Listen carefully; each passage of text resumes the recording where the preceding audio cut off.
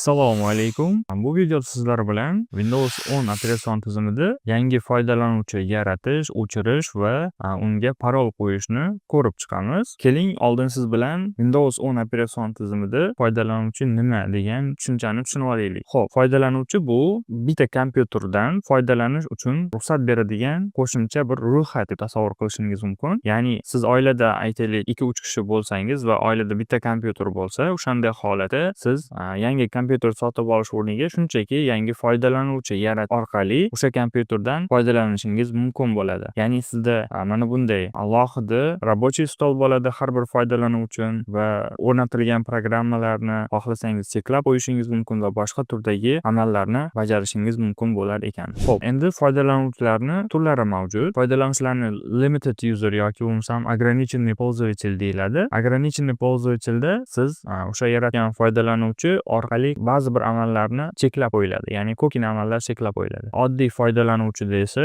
tizimga kirish, ya'ni operatsion tizimga kirish, kompyuter xotirasidagi ma'lumotlarni o'qish, o'chirish kabi ma'lumotlarni bajara oladi. Endi yana shunaqa administrator degan administrator huquqiga ega bo'lgan foydalanuvchilar mavjud. Bu foydalanuvchilar esa kompyuter bilan bog'liq bo'lgan deyarli barcha amallarni bajarish imkoniyatiga ega bo'ladi. Keling, endi siz bilan amalda foydalanuvchilarni yaratishni usullarini ko'rib chiqamiz. Birinchi usuli, Windows oynasini ochamiz va parametriga o'tamiz. Parametridan uchetniy zapisni tanlaymiz. Bu joyda ko'rib turganingizdek mana lokalniy uchetniy zapis dev turibdi. Endi administrator. Endi keling siz bilan hozir yangi lokalniy uchetniy zapis yaratamiz. Ya'ni semya и другие пользователи. Mana bu joyda добавить пользователя для этого компьютера. Ana endi bu joyga kiramiz. Xo'p, sizdan so'rayapti Microsoft kompaniyasidan elektron pochta yoki telefoningizni kiriting. Ayni vaqtda menda internet bo'lganligi uchun shunaqa amallarni so'rayapti. Endi men shunchaki siz yozib qo'yishingiz mumkin. Unga net данных для входа этого человека. Ya'ni yangi qo'shilayotgan foydalanuvchi odam uchun menda hech qanaqa ma'lumotlar yo'q degan bandini tanlaymiz va bu keyingi oynaga o'tadi. Yangi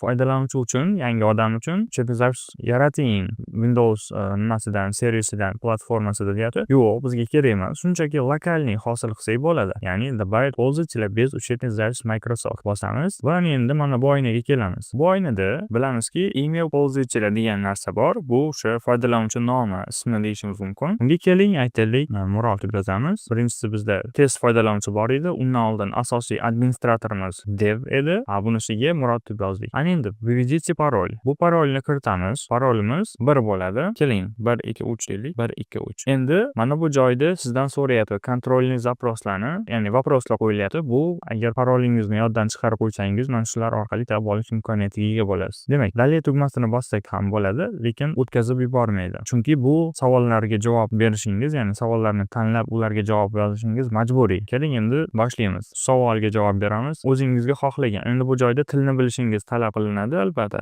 Tilni bilmasangiz, shu so'zlarni tarjima qilib savolga mos javobni qoldirishingizni maslahat beraman. Oxirgi savolimiz, demak, ana endi dalil tugmasini bossak bo'ladi. Dalil. Ko'rib turganingizdek, yangi lokalniy uchetniy zapis hosil bo'ldi. Bu uchetniy zapisimizga kirish uchun biz Windows L tugmalarini bosishligimiz mumkin yoki bo'lmasam Windows tugmasini bosgan holatda mana bu foydalanuvchi, ya'ni dev foydalanuvchining ustiga bir marta bossak, bizga mana shunaqa variant hosil qiladi. Ya'ni bu joyda foydalanuvchilarning ro'yxatini chiqaradi va hozirgi foydalanuvchidan chiqib ketish imkoniyatini ham taklif qiladi. Murodni bosadigan bo'lsak, hozir Murod foydalanuvchisiga kirishni amalga oshirgan bo'lamiz. Bosamiz.